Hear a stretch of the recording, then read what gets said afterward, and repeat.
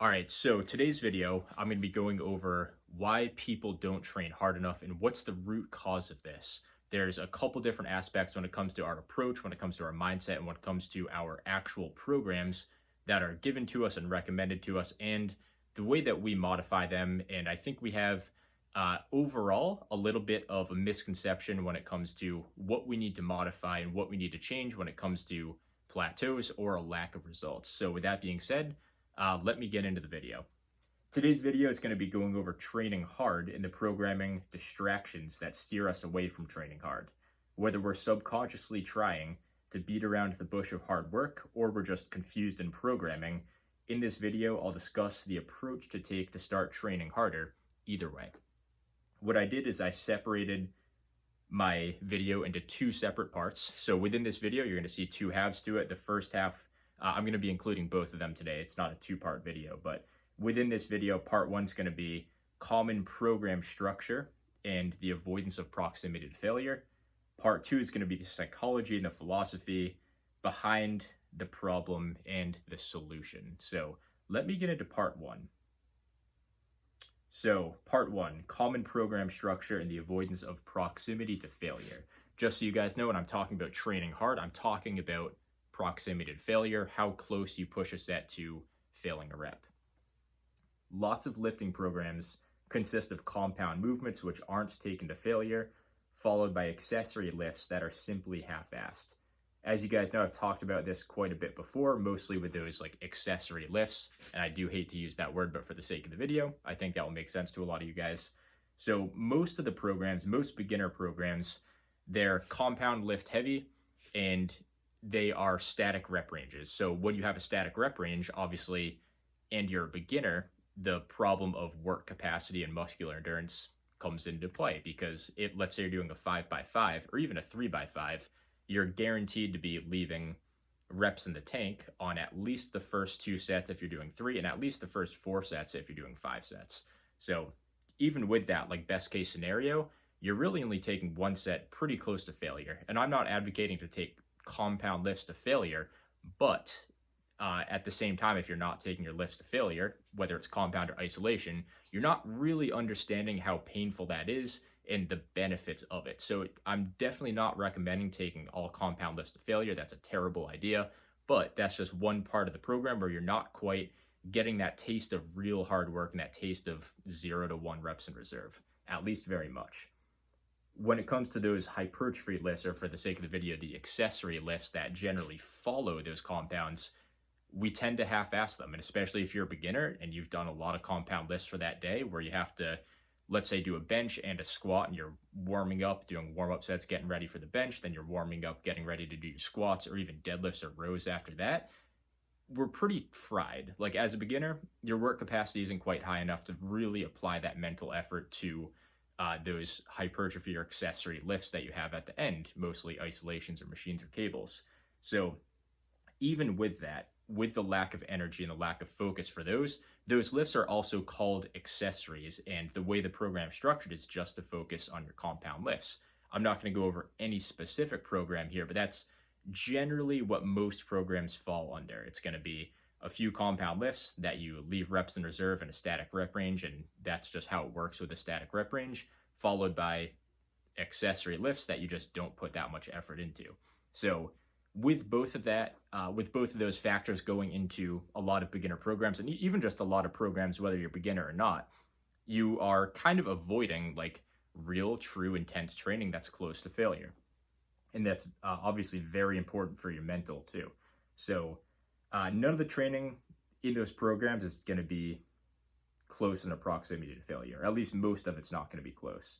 So how do you start training harder? So I'd recommend trying one of the following, which I will give more practical advice on in the fundamental series, but here they are so you can start to think about them more in the meantime. So the 2 solutions, and I'm almost skipping ahead a little bit here, but before I get into that, let me just talk about what causes the lack of training hard in the first place. So let's say you start off on a regular program, the volume's a little bit low. If you're not used to training hard and you're not training hard, the solution that a lot of us kind of instinctively go to is we're not training with enough volume. We need to add more exercises.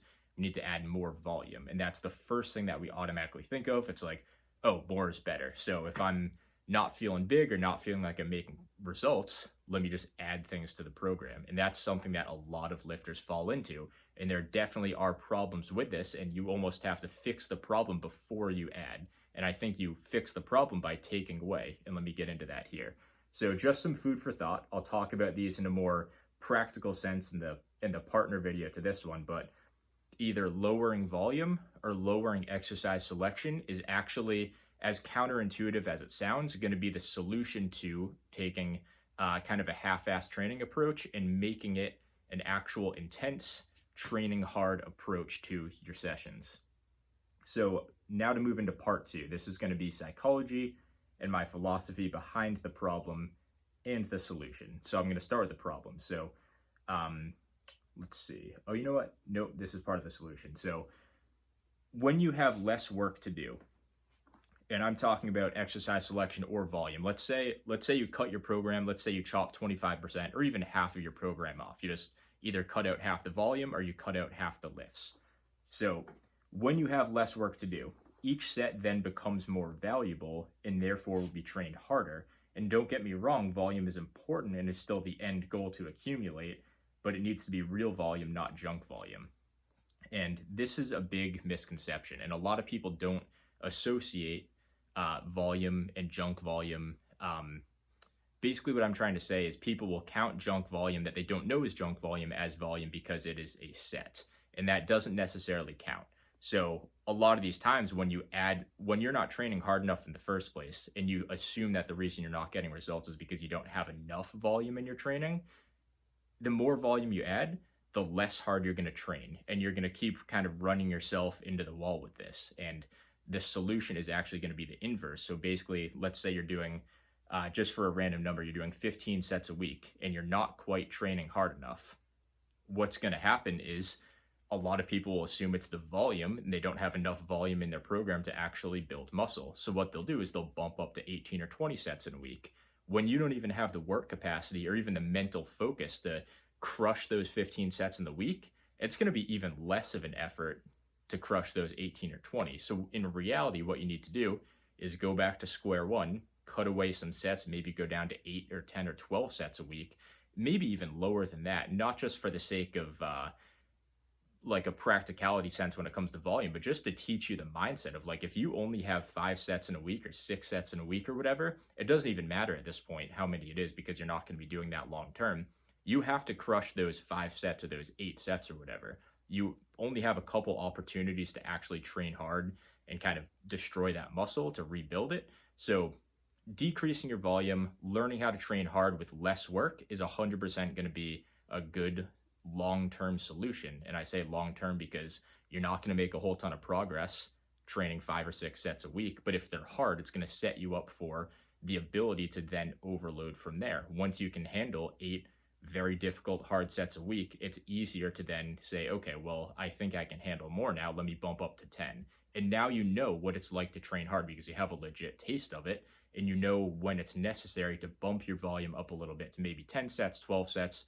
And by the time you're at 15 or 20 sets a week for a specific muscle group, you're going to be pretty jacked and you know exactly how to train hard. So next point I've got here is that if you're not training to failure or close to it, trying to implement that style of training is almost like starting lifting all over again. I'm not talking about going back to a beginner program, but you won't be physically or mentally able to handle the volume you're at now with a new reps in reserve protocol. So if you take someone that's, let's say you're leaving 2 to 3 reps in the tank, maybe even 4 or 5 reps in the tank on every set. If you then try and just say, oh, I'm just going to start taking every set to 1 rep in reserve or 0 reps in reserve, you don't have the mental capacity or even the physical capacity to actually do that. And even if you were to, a lot of that's going to turn into junk volume because you don't have the endurance and the strength to do it yet. So it's pretty necessary to trim back a little bit. And I will have that video where I go into how to actually put that into your program. So a lot of us have probably tried what I'm about to say. You feel plateaued and decide it's because your volume isn't high enough, so you start slapping on more lifts and extra sets. The problem with this is that muscle gain is a slow process that works best with a program which reflects that in its progressions. The reason adding all this extra volume never works out is for two main reasons. So the first reason this never ends up working out is because we subconsciously reserve energy when we know a training session is going to be high volume. And let me dive a little bit deeper into that one. So if you are unable to train your introductory sets all to failure, so let's say you're starting off, you're doing 8 sets a week for each muscle group. If you can't learn how to train those to failure, and I'm not saying beginners have to take every set to failure right off the bat, but if you're like an intermediate or even a late beginner, if you've been lifting for a few months or a year or so, you should be experimenting with training pretty close to failure, maybe to 1 or 0 reps in reserve. The problem basically lies where you haven't quite gotten a glimpse of training to failure, and you assume that the reason you're stalling out or not getting results is because your volume isn't high enough. So you should be learning proximity to failure before adding volume, if that makes sense. So learn how to train hard, see what your body can handle, see what helps you grow, and then add volume from there. You should be doing the fundamentals before volume 100% of the time. So that's the first point. The second reason is because you won't have enough work capacity to handle that amount of volume, even with the right mindset. The intensity will end up being too low because of your local and systemic work capacity. Theoretically, you can slowly adapt to this training style eventually, but there is no telling how long that will take. So I recommend you avoid it and start with less total volume. That ultimately is higher quality. On top of that, you'll be burning yourself out in the meantime, and you are wasting time and energy that could be used practicing a better proximity to failure. So basically, to go a little bit deeper on this one, it's essentially what I've been saying throughout the video. So you could technically say, okay, well, I'm doing 15 sets a week and I'm not getting results. Yeah, I guess reflecting on my program a little bit, I'm not quite taking the sets as close to failure as I need to. Let me just try taking every set to failure. There's a couple of reasons why I don't recommend doing that. And the first one is just because of the physical work capacity. You can try and take every set to failure, but you're then going to drop your intensity a little bit. You're going to notice that, okay, well, let me take my first set of lat pull downs to failure. And instead of your 3 sets of 10, you hit a 15 rep on the first set, and then you're fried because you're not used to it. You don't have the work capacity, and you go down to 10 reps the next set, and then maybe you get 6 or 7 on the third. And then think about what comes after that. If you're already that weak on your first lift, let's say it's the lat pull down, what happens when you go onto your rows, or what happens when you go onto your shrugs? You're not getting very good volume through that. So it makes more sense to crush what you can with the lat pull downs and maybe one other lift, or modify your frequency throughout the week. And then slowly, once you have a pretty good endurance and good strength and good work capacity, then start to overload the volume. So to finish this video off, the mindset to overcome this is going to be training as hard as you can on what you leave in your program. I'm not saying just to cut everything out and turn it into a minimalist program, but it needs to be low enough to where you don't subconsciously reserve energy just to make it through the session. And the exercise selection needs to be low enough to where you have enough mental buy-in to each lift. That's basically the point that I wanted to get across for this video. If your volume's too high, you're not going to be mentally or physically prepared to take on that workload. When it comes to exercise selection, this is another issue, and I'll touch on it again in that next video. If you have just a basically smorgasbord of exercises throughout your program, you're never going to be able to learn and appreciate those lifts enough to actually train hard. What happens is you have so many sets and so many lifts throughout the week that you start to reserve energy in order to be able to complete the workout. The problem is you're not going to be able to train hard lifting that way. So if you go all out on your lat pull downs and you are unable to actually get quality volume in after that, that's a work capacity issue and that's a strength issue. And that's fine because you will basically just be working through that and overloading long-term with volume. So what I'd recommend, be honest with yourself, do a legit reflection of your training, experiment with taking some sets to failure. If you find that your proximity to failure is totally fine, you might have another issue if you're not getting results, but you probably are getting pretty good results if you have a reasonable program. If you find that you have a very hard time training to failure and you're actually leaving a lot of reps in the tank, I highly suggest you try some of the stuff that I talked about in this video and probably watch my next video on how to actually manipulate your program to make it better for the long run. So with that being said, that's all I've got for today. Thanks for watching.